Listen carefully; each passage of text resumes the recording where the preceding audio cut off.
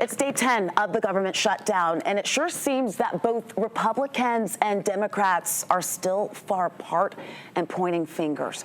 Let's bring in NBC's Kristen Welker, moderator of Meet the Press. Kristen, it's always great to see you. So we're in the same place as when we spoke about this a week ago. No deal to end the shutdown. It looks like there may not even be another vote until next week. Is there any sign that one of the parties is going to give in here?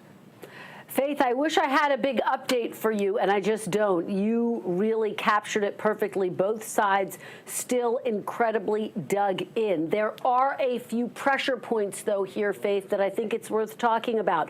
We are starting to see those layoffs take effect, OMB announcing that today. Now, we've never seen that before in a shutdown, so it's not clear if the administration is clearly trying to apply pressure to Democrats to come to the negotiating table. Will it get them to the negotiating table, or could that move backfire? We are seeing some cracks in the Republican ranks. Congresswoman Marjorie Taylor Greene urging her party to negotiate with Democrats on their key request to find a way to extend Obamacare tax subsidies, which are set to expire at the end of the year. Republicans are saying, look, they're happy to talk about that, but after Democrats agree to reopen the government, they, of course, point to the fact that they have passed a bill with no strings attached. So if you look at the polls, still showing that most Americans are pointing the finger at Republicans, and while those numbers could shift around a little bit, right now not seeming to have a whole lot of impact on what either party is doing, because, again, both parties increasingly dug in on this, Faith. And, Kristen, as the shutdown continues, we do know that President Donald Trump, he says that he plans to go to the Middle East this weekend to witness the signing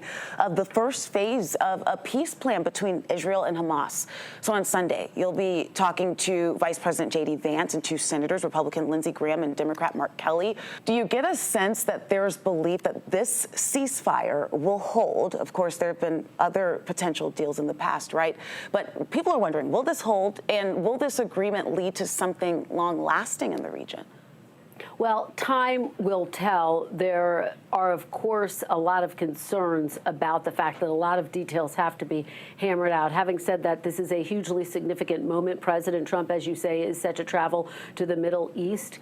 The hostages expected to be released in the next 72 hours. Israel has initiated a ceasefire, and so these are very significant steps. But as you point out, what happens next? The agreement calls for Hamas to disarm. When will that happen? What will it take for that to happen? Who's going to govern Gaza in the long term? All of those really thorny details still yet to be hammered out. But the bottom line is President Trump has made this a key goal in this second administration, and this is certainly a significant step in that direction, Faith. Meet the Press airs Sunday morning at 10, followed by the Georgia vote right here on 11 to Live. Kristen, thank you so much.